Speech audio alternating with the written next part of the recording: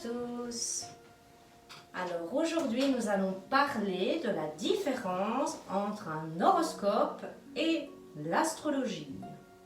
Un horoscope, on a peu d'indications, c'est-à-dire ça va parler du soleil, le soleil en Capricorne, le soleil en Gémeaux, le soleil en Sagittaire, mais ça explique que le soleil.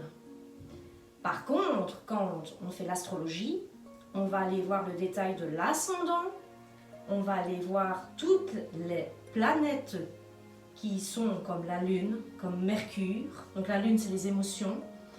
Mercure, c'est la communication, c'est les déplacements. Nous avons aussi Mars, qui est les actions et aussi la sexualité. Nous avons Vénus, qui est la planète de l'amour et de la beauté. Jupiter, qui est la planète de la chance et de l'expansion. Nous avons également Saturne, qui est une planète de stabilité et de maturité. Nous avons après la planète Uranus, qui est la planète de l'originalité, de tout ce qui est la nouvelle technologie. Nous avons aussi l'instabilité.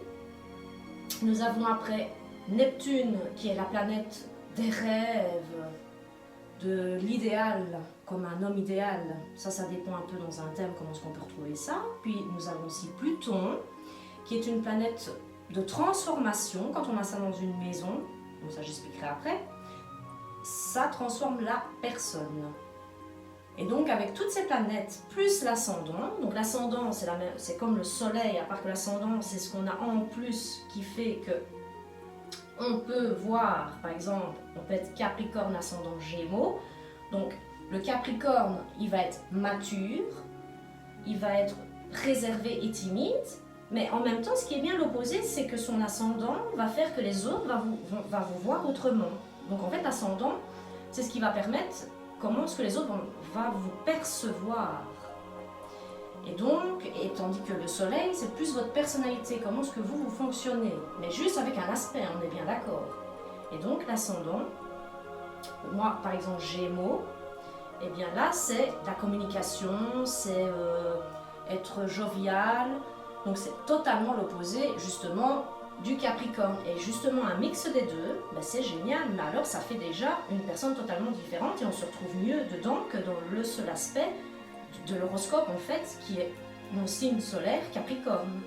Et donc avec ceci, les planètes et les maisons, parce qu'il y a des maisons, il y a 12 maisons astrologiques, où on va voir la maison de l'argent, la maison des frères et sœurs, le foyer, on va voir aussi la maison des associés, ou en couple, on va voir la maison des enfants aussi, si on a des enfants, les plaisirs artistiques, la maison professionnelle, la maison des voyages, la maison plus où il y a de la méditation, où il y a des choses cachées, et aussi la maison où il y a des projets, des amitiés et des associations.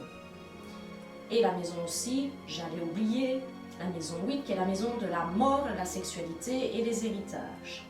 Donc toutes ces maisons, avec tous les aspects donc, de planètes, Soleil, Lune, Mercure, vont faire que, on va pouvoir voir plus en détail comment est-ce que la personne, enfin la personnalité et la personne fonctionnent. Qu'un horoscope, on aura juste que le Soleil, donc avec un horoscope, on ne sait pas faire grand-chose. Donc voilà, en gros, comment ce qu'est un thème natal.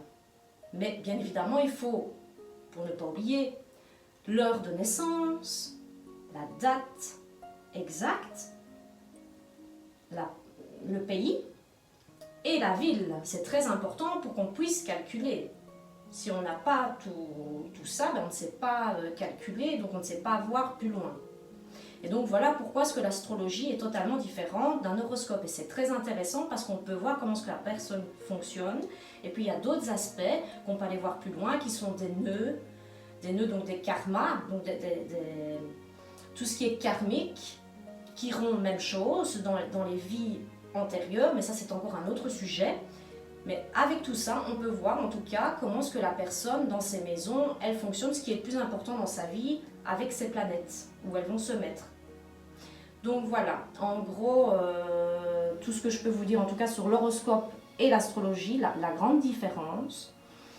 Et donc je vous retrouve prochainement pour une nouvelle vidéo et à bientôt!